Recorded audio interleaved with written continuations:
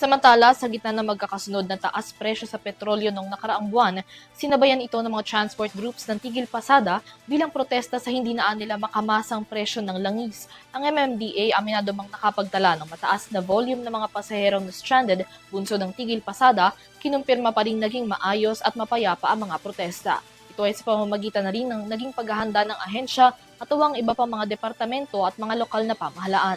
Narito ang kabuuan ng balita.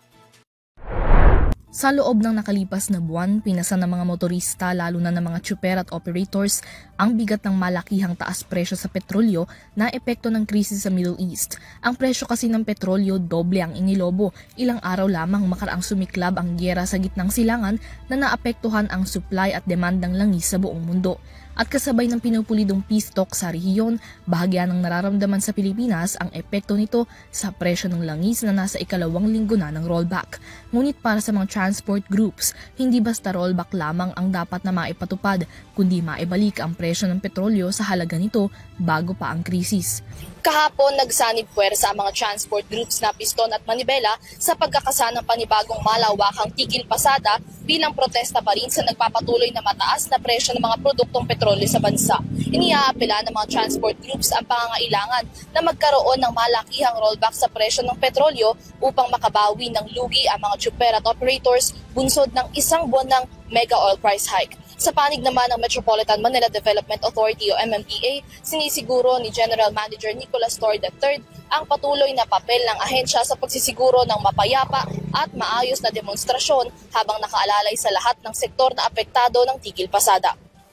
Peaceful naman overall ang nakita natin at ang purpose naman natin from the side of the government is to ensure na ang ating mga kababayan na gusto maglabas ng kanilang mga hinaing ay makapagsalita at makapaglabas ng kanilang hinaing na walang interference, no? Ayon kay Torre, bukod sa pagsisigurong mapayapa ang mga protesta, tinutukan din ng MMDA ang intervention measures upang hindi maapektuhan ng pagkilos ang mga tsuper na hindi sumama sa protesta. Aniya, walang major incidents ng pangaharas at iba pang uri ng pagharang sa mga bumibiyaheng PUVs ang naiulat ng ahensya. Purpose naman natin sa mga araw na yun is to ensure naman na yung hindi kasali, yung hindi sumali ng mga drivers ay hindi naman maapektuhan. At nakita natin, wala namang naapektuhan, wala namang nagharangan, wala namang harassment na ginawa sa mga hindi sumasali ng mga drivers. So, okay tayo sa puntong yun. Naging prioridad din ng MMDA ang pagtugon sa pangangailangan ng mga mananakay na pinakaapektado ng sunod-sunod na tigil pasada. Bukod sa mismong lokal na pamahalaan, nag-deploy din ng MMDA ng mga transport vehicles na nagbigay ng libreng sakay sa mga commuter na nahirapang bumiyahe dahil sa kakulangan ng mga pampublikong sasakyan. Ngunit ayon kay Torre, sa mga huling transport strikes, hindi na kinailangang mag-deploy ng MMDA ng libreng sakay upang hindi na maagawan pa ng pasahero ang mga bumabiyaheng public utility vehicles.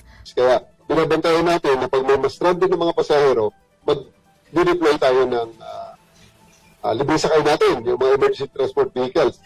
Pero fortunately, hindi nga nangyari. Dahil pag may tigil pasada ng isang grupo, yung ibang grupo naman ay tuloy ang serbisyo. So, hindi rin tayo nag-deploy ng libreng sakay kasi ayaw naman nating kontrahin at ayaw nating i-rival ang mga taong hindi sumali. Dahil pag naglagay tayo ng libreng sakay, ang tatamaan ngayon yung mga hindi sumali sa transport strike at maaagawan natin sila ng mga pasahero. Para sa EuroTV News, Mia Layagi, sumasaludo sa bawat Pilipino.